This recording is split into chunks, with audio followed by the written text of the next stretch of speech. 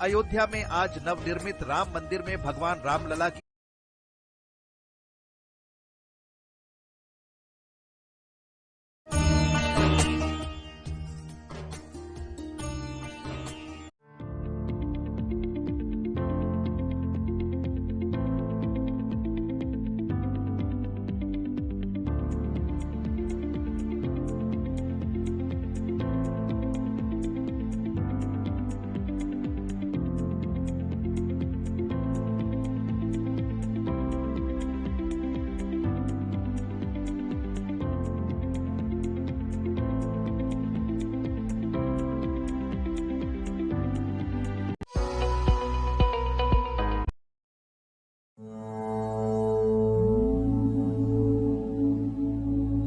अयोध्या का भव्य राम मंदिर आज सबकी जुबान पर है, लेकिन क्या है अयोध्या की कहानी और इस भव्य राम मंदिर के बनने के पीछे क्या था 150 सालों से भी ज्यादा लंबा विवाद। दैनिक भास्कर की खास पेशकश राम जन्मभूमि का इतिहास में समझिए राम राज्य से लेकर राम मंदिर तक का पूरा सफर।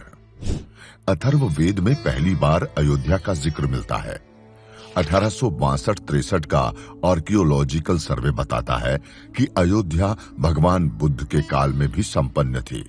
ब्रिटिश इतिहासकार जॉन की कहते हैं कि प्राचीन काल के दो सबसे बड़े ट्रेड रूट्स जहां एक दूसरे को काटते थे, वहीं अयोध्या बसी थी। अयोध्या में सूर्यवंश के 123 राजा हुए और पुराणों के मुताबिक राम 64वें राजा थे। इतिहास में आगे बढ़ें तो राम के राज के बाद अयोध्या छोटे राजाओं की खींचतान में फंसी रही। कुषाण वंश के कनिष्क ने यहाँ मंदिरों का रिनोवेशन कराया। वहीं गुप्त वंश के स्कंदगुप्त अयोध्या को अपनी राजधानी बनाया। साल 1192 में मोहम्मद गौरी ने दिल्ली का तख्त हासिल किया तो अयोध्या भी इसी के अधीन हो गई। इस साल यहाँ मंदिरों के निर्माण पर रोक भी लग गई। फिर 1526 में शुरू हुए मुगल शासन ने अयोध्या की दिशा ही बदल दी। राम मंदिर को तोड़कर मस्जिद किसने बनाई, इसका कोई ठोस जवाब इतिहास में नहीं मिलता। अयोध्या ए हिस्ट्री किताब में लेखक लाला सीताराम कहते हैं कि 1528 में बाबर के कहने पर उसके सिपह सालार मीर बाकी ने मंदिर तोड़कर मस्जिद बनवाई। हालांकि बाबरनामा से लेकर आईना अकबरी तक ऐसी किसी घटना का जिक्र नहीं मिलता। वहीं 1767 में छपे एक ऑस्ट्रियाई पादरी के यात्रा वृतांत में ये जिक्र मिलता है कि औरंगजेब ने अयोध्या में मंदिर तुड़वाकर मस्जिद बनवाई। मस्जिद बनने के करीब 300 साल बाद पहली बार अयोध्या में हिंदू मुस्लिम झगड़े शुरू होते हैं। 1855 में हनुमानगढ़ी पर मुस्लिम पक्ष ने दावा किया तो 1858 में निहंग सिखों ने बाबरी ढांचे में घुसकर हवन पूजन किया। 1885 में यह झगड़ा पहली बार कोर्ट पहुंचा। निर्मोही अखाड़े के महंत रघुवर दास ने राम चबूतरे पर पूजा करने की इजाजत मांगी, लेकिन ये याचिका खारिज हो गई। हालांकि सुनवाई के दौरान जज इस बात पर सहमत दिखे कि अगर मंदिर तोड़कर मस्जिद बनाई गई है तो गलत है। राम मंदिर के नाम पर राजनीति आजादी के बाद शुरू हुई। 1948 के फैजाबाद उपचुनाव में कांग्रेस ने इसे चुनावी मुद्दा बनाया और चुनाव जीतने के बाद इस मामले को हवा भी दी। 22 दिसंबर 1949 की रात बाबरी ढांचे में रामलला की मूर्ति प्रकट होने के बाद हिंदू संगठनों ने यहां पूजा अर्चना शुरू कर दी। तनाव शांत करने के लिए कोर्ट ने बाबरी ढांचे पर ताला लगवा दिया और मूर्ति की पूजा के लिए एक रिसीवर नियुक्त कर दिया।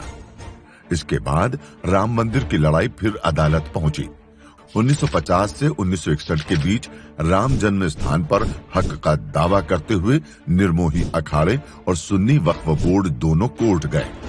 मामला अदालत से सड़क पर 1984 में पहुंचा, जब पहली बार मंदिर के लिए राम जन्मभूमि यज्ञ समिति ने रथ यात्रा बिहार से अयोध्या की। इसके 2 साल बाद फैजाबाद में गर्भगृह का ताला खोलने की एक याचिका दायर हुई। शाहबानो केस की वजह से हिंदुओं की नाराजगी झेल रहे राजीव गांधी ने दबाव डाला तो जिला प्रशासन ताला खोलने पर राजी हो गया। अब राम मंदिर का मुद्दा पूरे देश की जुबान पर था। 1889 में एक रिटायर्ड जज ने रामलला विराजमान की तरफ से कोर्ट में जमीन के स्वामित्व का दावा पेश कर दिया। इसी साल राजीव गांधी सरकार की परमिशन से विवादित ढांचे के पास शिलान्यास हुआ तो मुस्लिम नाराज हो गए। इस नाराजगी ने भाजपा को मुद्दा दे दिया और 1990 में लाल कृष्ण आडवाणी ने सोमनाथ से रथ यात्रा शुरू की। 31 अक्टूबर 1990 को उन्हें अयोध्या पहुंचकर कार सेवा करनी थी, लेकिन बिहार में ही उन्हें गिरफ्तार कर लिया गया। हालांकि कार सेवक तय दिन अयोध्या पहुंचे और विवादित ढांचे में घुसने की कोशिश की। जवाब में तत्कालीन यूपी सरकार ने गोली चलाने के आदेश दे दिए। 16 कार सेवक मारे गए।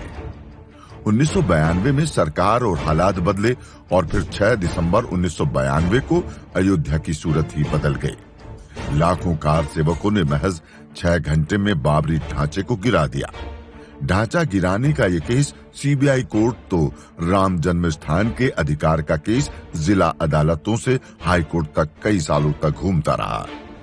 2010 में इलाहाबाद हाई कोर्ट ने जमीन को 3 हिस्सों में बांटा। एक निर्मोही अखाड़ा, एक हिस्सा सुन्नी वक्फ बोर्ड और एक हिस्सा रामलला को मिला। हालांकि 6 महीने बाद ही सुप्रीम कोर्ट ने यह फैसला रद्द करते हुए केस खुद ले लिया। 2014 में बीजेपी की सरकार बनने के बाद राम मंदिर मुद्दे की सुनवाई में और तेजी आई। 2019 में सुप्रीम कोर्ट ने फैसला सुनाया। 2.77 एकड़ की जमीन पर रामलला विराजमान का अधिकार माना गया। वहीं सुन्नी वक्फ बोर्ड को मस्जिद बनाने के लिए 5 एकड़ जमीन अलग दी गई। 5 अगस्त 2020 को मंदिर का भूमि पूजन हुआ और 2024 को गर्भगृह बनकर तैयार है। 27 साल टेंट में विराजे रामलला को आखिरकार अपना भव्य मंदिर मिल ही गया। तो ये था राम राज्य से लेकर राम मंदिर तक का पूरा सफर। मंदिर निर्माण से जुड़ी हर एक हलचल के लिए बने रहिए दैनिक भास्कर ऐप पर। उत्तरी हवा से मध्य प्रदेश